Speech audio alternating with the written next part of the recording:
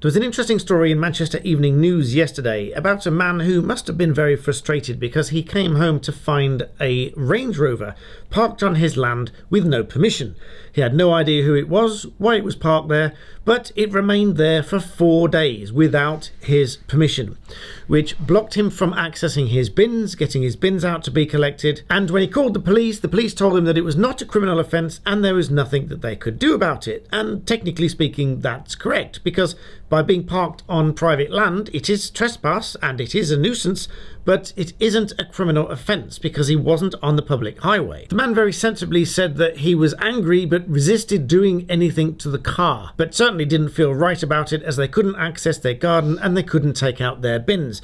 So I thought it might be useful to do a short video to explain what you might be able to do in this situation, because anyone who's in this position must be very frustrated. Now, before I go on to that, there was another interesting point about this story, and that was that the person that parked the vehicle was seen wearing a high-vis yellow jacket, which suggests that they work for some kind of illegitimate meet and greet parking company around or nearby Manchester Airport, presumably servicing people who need to park, go to the airport and come back a few days later, but can't find anywhere to park. It seems that these sort of companies are finding somewhere to park, albeit not legally, and presumably charging the owner of the vehicle to park it somewhere. Well, many people would be tempted to remove the vehicle from your private land to the public highway.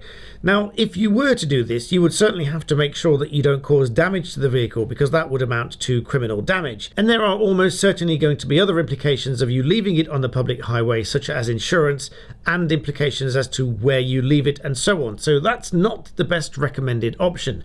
What I would say is that you can take the vehicle registration plate and you can jump over to the DVLA website and download a form which will allow you to request from the DVLA the registered keeper's details.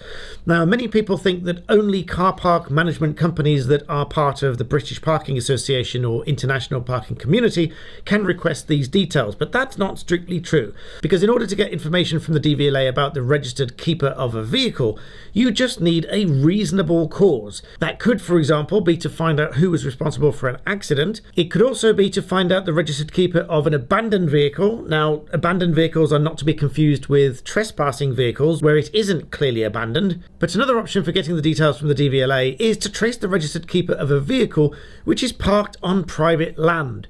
This is one of the areas that you could go to the DVLA to request the registered keeper's details so that you can sue the registered keeper of the vehicle or whoever they say is responsible for the vehicle for trespass. In law, trespass is any unjustifiable intrusion by a person upon the land in possession of another. Now, as with any other civil tort or civil wrong, damages claimed are designed to compensate the claimant to recover money in respect of any loss that they would have suffered because of the wrong.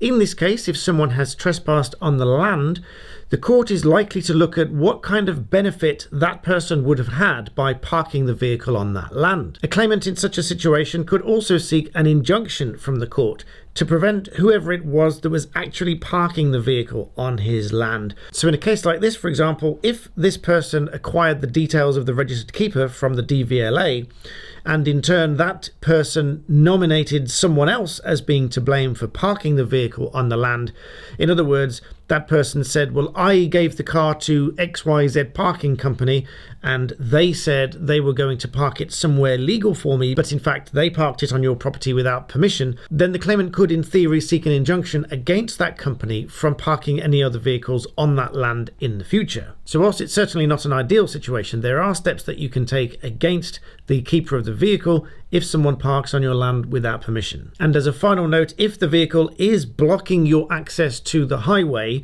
this would be obstructing the highway, then the police really should come and assist, or at the very least the local council should come to assist to help move the vehicle. So I would always suggest that you try them first. So please do like this video and subscribe if you find it useful, and as always, thank you for watching.